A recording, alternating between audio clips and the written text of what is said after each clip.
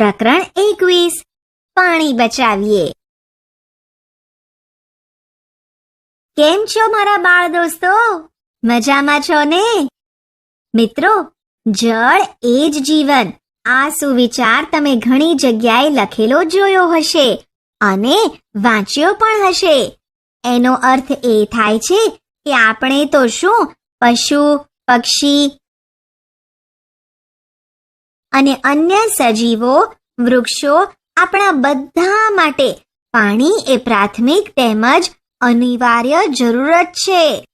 પાણી વગર આપણું જીવન ખોરવાઈ જાય, આવી જ એક વાત આપણે જાણીએ. આજે હું તમને રાજસ્થાનના એક ગામની વાત કહીશ. રાજસ્થાનમાં બાજલપુર નામનું એક ગામ છે. માધો આ નાના ગામમાં રહે છે. અહીં ગામ તો ભાગ્યે જ દેખાય, બધે રેતી જોવા મળે. જ્યારે રેતી ઉડતી ન હોય ત્યારે જ ક્યાંક ઘર જોવા મળે. ઉનાળામાં અહીં પાણીની તંગી હોય. આ વર્ષ તો ખૂબ જ ખરાબ છે. આ વર્ષે તો અહીં વરસાદ પડ્યો જ નથી. તેની માતા અને બહેનને દૂર સુધી ચાલીને પાણી ભરવા જવું પડે છે, કેમ કે નજીકના તળાવમાં પાણી સુકાઈ ગયું છે. દરરોજ 4 ઘડા પાણી ભરવામાં કલાકો જાય છે. તાપમાં ગરમ રેતી પર ચાલવાથી તેમના પગના પંજા બળી જાય છે. અરે, પગમાં ક્યારેક ફોલ્લા પણ પડી જાય છે. અહીં પાણી પહોંચાડવા માટે ગામમાં પાણી ભરેલી ટ્રેન આવે છે. ત્યારે ગામના બધા ખૂબ જ ખુશ થઈ જાય છે. માધોના પિતાજી તેમની ઊંટ ગાડી લઈને પાણી ભરવા જાય છે. આવું વારંવાર નથી થતું. લોકોને પાણી માટે દિવસો સુધી રાહ જોવી પડે છે. ઘણા લોકો વરસાદના પાણીનો સંગ્રહ કરે છે. આ માટે એક ખાસ પદ્ધતિથી ટાંકી બનાવાય છે. શું તમે જાણો છો ટાંકી એટલે શું? ટાંકી કેવી રીતે બનાવાય? ટાંકી બનાવવા વાડામાં એક ઊંડો ખાડો ખોદવામાં આવે છે. આ ટાંકી સિમેન્ટથી પાક્કી બનાવવામાં આવે છે. ટાંકીને ઢાંકીને રાખવામાં આવે છે, જેથી તેમાં કચરો ન પડે. અહીંના ઘરના ધાબા પર પાળી બાંધીને એક પાઇપ મૂકવામાં આવે છે. ધાબા પર પાળી બાંધવાથી વરસાદના પાણીને એકઠું કરી શકાય છે. ધાબામાં એકઠું થયેલું પાણી પાઇપ દ્વારા ટાંકીમાં જાય છે. પાઇપના મોં પાસે ગરણી જોડેલી હોય છે, જેથી કચરો ટાંકીમાં ન જાય. આ પાણીને ચોખ્ખું કરી વપરાશમાં લેવાય છે. હા, જોયું ને મિત્રો, પાણીની તંગી હોવાથી રાજસ્થાનના લોકો વરસાદના પાણીનો સંગ્રહ કરી તેનો ઉપયોગ કરે છે. મિત્રો, તમે રાજસ્થાન જોયું છે? રાજસ્થાન એ ભારતની પશ્ચિમે આવેલું એક રાજ્ય છે. તે ગુજરાતનું પડોશી રાજ્ય છે. રાજસ્થાનના મોટો ભાગ રણ પ્રદેશ હોવાથી અને પાણી ન મળવાથી અહીં વૃક્ષો ઉગી શકતા નથી.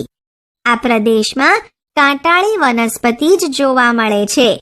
વૃક્ષો વરસાદને ખેંચી લાવવામાં મદદરૂપ થાય છે, પરંતુ અહીં વૃક્ષો જ ન હોવાથી વરસાદ ખૂબ જ ઓછો પડે છે.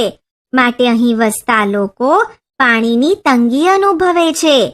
પાણીની જરૂરિયાતને પૂરી કરવા માટે સ્ત્રીઓએ દૂર દૂર સુધી પાણી ભરવા માટે જવું પડે છે. વિચારો અને કહો, પાણીની તંગીના કારણે લોકોને કેવી મુસીબતોનો સામનો કરવો પડે છે? ઘરના દરેક કામ કરવામાં પાણીની જરૂર પડે છે. તે ઉપરાંત પાણી પીવા અને પશુઓ તેમજ વૃક્ષોને પીવરાવવા પણ પાણીની જરૂર પડે છે. પાણી ન મળતા લોકોએ દૂર દૂર સુધી પાણી ભરવા જવું પડે છે અને અનેક મુસીબતોનો સામનો કરવો પડે છે. માધોના ઘરમાં પાણી કોણ લાવે છે? માધોના ઘરમાં પાણી તેની માતા અને બહેન લાવે છે. શું પાણી સંગ્રહ કરવાની કોઈ બીજી પદ્ધતિ છે? હા, વરસાદ વરસતો હોય ત્યારે કૂવા, ખેત તલાવડી અને બંધારા એટલે કે આડબંધ બાંધીને આપણે વરસાદી પાણીનો સંગ્રહ કરી શકીએ છીએ. તેમજ વહી જતું પાણી અટકાવી શકીએ છીએ. ટાંકીનું પાણી મોટે ભાગે પીવામાં ઉપયોગમાં લેવાય છે. કેમ? વરસાદનું પાણી ગાળીને ટાંકીમાં સંગ્રહ કરેલું હોવાથી તેથી ટાંકીનું પાણી મોટે ભાગે પીવામાં ઉપયોગમાં લેવાય છે. શું તમારા ઘરમાં વરસાદના પાણીનો સંગ્રહ થાય છે? જો હા, કેવી રીતે? ના, આપણા ઘરમાં વરસાદના પાણીનો સંગ્રહ થતો નથી. માધોના ગામમાં લોકો પીવાનું પાણી ક્યાંથી ભરી લાવે છે? માધોના ગામમાં લોકો ગામથી દૂર આવેલા એક તળાવમાંથી પાણી લાવે છે અને ક્યારેક તેમના ગામમાં પાણી ભરેલી ટ્રેન આવે છે ત્યારે લોકો ત્યાંથી પાણી મેળવે છે. માધોની જેમ જ સરોજ પણ તેના ઘરમાં પાણીની તંગી અનુભવે છે. તે રામનગરમાં રહે છે.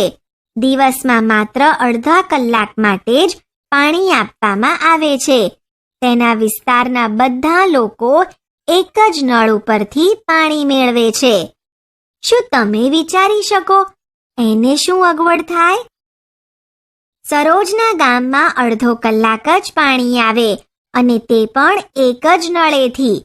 ગામના બધા લોકોને પાણી ભરવાનું, તેમાં જેનો નંબર આવે તેને પાણી મળે અને બાકીના લોકોએ ખાલી બેડા લઈને ઘરે જવું પડે. ઘરના દરેક કામમાં પાણીની જરૂર પડે છે. પાણી વગર કોઈ પણ કામ શક્ય નથી. તેથી સરોજને અને તેના ગામના અન્ય લોકોને ઘણી અગવડ પડતી હશે. વિચારો અને લખો. પાણી ન હોય તો શું અગવડ પડે? પીવા માટે પાણી ન મળે. વૃક્ષો તેમજ અન્ય સજીવોને પણ પાણી ન મળે. ઘરની સાફ સફાઈ ન કરી શકાય. નહાવા, કપડાં ધોવા અને વાસણ સાફ કરવા પાણી ન મળે. આમ પાણી ન હોય તો અનેક અગવડો પડે. સરોજને નળથી પાણી ભરવાનું હોય છે. જ્યારે પણ તેને તક મળે તે પોતાનો ઘડો ભરે, ભલે પછી ટીપું ટીપું પાણી મળે. વિચારો, ટીપે ટીપે ઘડો ભરાતા કેટલી બધી વાર લાગે, હે ને? પણ આ ટીપે ટીપે ભરાયેલો ઘડો ઘણા કામમાં ઉપયોગી બને, ખરું ને? માપો અને લખો. કેટલી વારે ભરાશે? 1 ચમચી કેટલા ટીપાથી ભરાશે? 1 ચમચી 5 ટીપાથી ભરાશે. 1 વાટકી કેટલી ચમચીથી ભરાશે? 1 વાટકી 15 ચમચીથી ભરાશે. 1 ટબ કેટલી વાટકીથી ભરાશે? 1 ટબ 10 વાટકીથી ભરાશે. 1 ડોલ કેટલા ટબથી ભરાશે? 1 ડોલ 20 ટબથી ભરાશે. તમે જોયું, આપણને ટીપે ટીપે કેટલું પાણી મળે છે? વિચારો અને લખો. વિચારો, ટીપે ટીપે લીક થાય તો કેટલું પાણી બગડે? પહેલું ચિત્ર જોયું, તેમાં નળમાંથી પાણી ટપકે છે. આપણે હમણાં આગળ જ જોયું ને કે પાણીનું ટીપે ટીપું ભેગું કરીને આપણે ઘણું પાણી બચાવી શકીએ છીએ. તમે પણ તમારા ઘરે અથવા તો બીજે ક્યાંક આવી રીતે નળમાંથી પાણી ટપકતું જોતા જ હશો. માટે આપણે પાણીને આવી રીતે ટપકતું બંધ કરવું જોઈએ. જુઓ, આ બીજું ચિત્ર. આ ચિત્રમાં એક બાળક બ્રશ કરી રહ્યો છે અને નળ ખુલ્લો છે. તેમાંથી પાણી વહી જાય છે. આપણે પણ આવી જ રીતે ઘણી વખત નળ ખુલ્લો રાખીએ છીએ, ખરું ને? વિચારો બાળકો, કેટલું બધું પાણી નકામું વહી જાય છે, હે ને? તો આપણે હંમેશા પાણી સાચવીને વાપરવું જોઈએ. પાણીનો આવો ખોટો વ્યય કરવો જોઈએ નહીં. વિચારો અને લખો. પાણી બચાવવાના કયા કયા રસ્તા વિચારી શકાય? પીવા માટે જેટલું જોઈએ તેટલું જ પાણી પ્યાલામાં લેવું. નાતી વખતે કે બ્રશ કરતી વખતે જરૂર પૂરતું પાણી ભરી નળ બંધ કરી દેવો જોઈએ. ઘરમાં કે અન્ય જગ્યાએ પાણી ટપકતું દેખાય તો નળ બંધ કરવો. ઘરમાં જો નળમાંથી પાણી ટપકતું હોય અને નળ ખરાબ થઈ ગયો હોય તો તેને રિપેર કરાવવો. કપડાં ધોયેલા પાણીથી ઘરમાં પોતા કરી શકાય. શાક કે ફળો ધોયેલું પાણી વૃક્ષોને પીવરાવી શકાય. મિત્રો, આપણે ઘણી બધી જગ્યાએ પાણી બગડતું જોઈએ છીએ, ખરું ને? તો અહીં આપણે પાણી બગડતું જોયું હોય તેવા સ્થળના નામ લખીશું. હોસ્પિટલ, બાગ બગીચા, રેલવે સ્ટેશન, બસ સ્ટેશન. મિત્રો, ઘણી જગ્યાએ પાણીની ખૂબ જ અછત છે. લોકોને પીવાનું પાણી પણ મળતું નથી. પીવાનું પાણી ભરવા લોકોએ દૂર દૂર સુધી જવું પડે છે. તો વિચારો, વાપરવાના પાણીની તો વાત જ ક્યાં કરવી? આ પરિસ્થિતિમાં ત્યાં વસતા લોકો અલગ અલગ રીતે પાણી બચાવે છે અને તેને ફરી વપરાશમાં લેવાની પદ્ધતિઓ અપનાવે છે. જુઓ, અહીં હું તમને ચિત્રો બતાવીશ. આમાં પ્રથમ ચિત્રમાં જુઓ, એક સ્ત્રી પાણીના 2 માટલા લઈને પાણી ભરવા જાય છે. હવે બીજું ચિત્ર જુઓ. જોયું ને? આ ચિત્રમાં તે સ્ત્રી પાણી ભરીને આવીને એક માટલું પીવાના ઉપયોગમાં લેવા ઓટલા પર મૂકી દે છે અને બીજા માટલાથી નહાય છે. તેમાં જુઓ, તે ખાટલા પર નહાવા બેઠી છે ને નીચે તગારું રાખ્યું છે, જેથી તેનું નહાયેલું પાણી તગારામાં એકઠું થાય.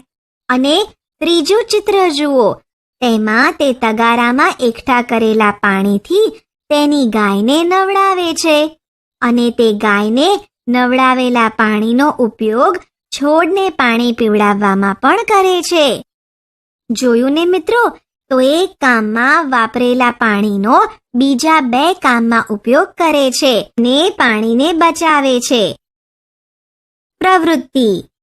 અહીં આપેલા કામોમાંથી કયું કામ કરવામાં આવે તો તેમાં વપરાયેલા પાણીને ફરી વપરાશમાં લઈ શકાય. તેને આપણે વિવિધ રંગની લીટીઓથી જોડીએ. હાથ અને મોઢું ધોયેલું પાણી, કપડાં ધોયેલું પાણી, ફળો અને શાકભાજી ધોયેલું પાણી, ભોંય તળિયું સાફ કરવા, ઝાડને કાપવા, સંડાસમાં ઉપયોગમાં લેવું. જુઓ, અહીં એક ઉદાહરણ આપેલું છે. ફળો અને શાકભાજી ધોયેલું પાણી ઝાડને પીવડાવી શકાય છે. આથી તેને ગુલાબી રંગથી જોડેલું છે. હાથ અને મોઢું ધોયેલા પાણીને સંડાસમાં ઉપયોગમાં લઈ શકાય, ખરું ને? આને આપણે લીલા રંગથી જોડીશું. કપડાં ધોયેલા પાણીનો ઉપયોગ ભોંય તળિયું સાફ કરવા માટે કરી શકાય, માટે આપણે તેને પીળા રંગથી જોડીશું. મિત્રો, તમે પાણીનો ફરી ઉપયોગ કરવા અંગે જાણ્યું. આપણે પણ આ રીતે પાણીનો પુનઃ ઉપયોગ કરવો જોઈએ અને પાણી બચાવવું જોઈએ. આપણે શું ભણ્યા? પાણીની તંગી અને જાળવણીના ઉપાયો. પાણીના માપન દ્વારા તેના મૂલ્ય વિશે સમજ. પાણીના બગાડના કારણો અને ઉપાય.